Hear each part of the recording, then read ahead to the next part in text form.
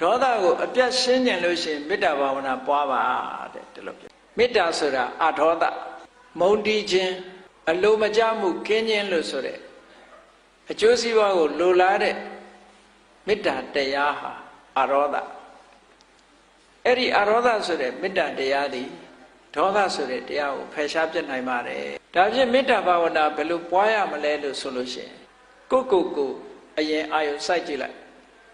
လူတိုင်းဟာကိုရှေးဥစွာအာယုံထားလေးရှိကြ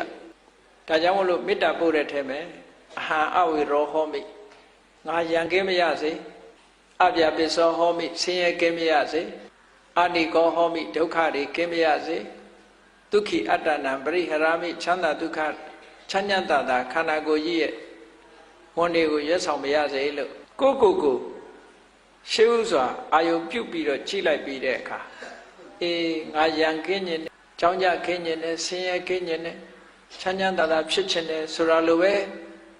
ငါပတ်ဝန်းကျင်မှာရှိတဲ့ပုဂ္ဂိုလ်တွေအားလုံးဟာလည်းပဲဒီလိုပဲဆန္ဒရှိကြမှာပဲလို့မေတ္တာအခြေပြိုးနိုင်အောင်အာယုံပြုတ်လိုက်တဲ့အခါကိုယ်စိတ်လေးကနုညံ့လာတဲ့အတွက်ကြောင့်အများကျိုး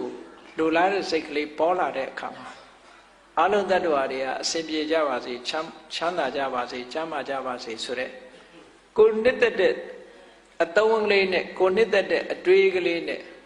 အများသတ္တဝါတွေချမ်းသာပါစေဆိုတဲ့ဒီစိတ်ဓာတ်ကလေးထပ်တလဲလဲဖြစ်အောင်လုပ်တာကိုမေတ္တာပွားတယ်လို့ခေါ်တယ်အဓိကကတော့မေတ္တာဘာဝနာပွားတယ်ဆိုတာမေတ္တာမနောကံကိုပွားခိုင်းစိတ်ထဲမှာသတ္တဝါတွေချမ်းသာကြပါစေဆိုတဲ့စိတ်ကိုအမြဲတမ်းစင်စစ်မပြတ်မိမိတဏ္ဍာမှာဖြစ်အောင်လုပ်ခြင်းဖြစ်ရှင်တဲ့နှလုံးထဲမှာရှိတဲ့ဖြစ်ပေါ်လာတတ်တဲ့ဒေါသတရားကိုဖယ်ရှားပြစ်နိုင်ပါတယ်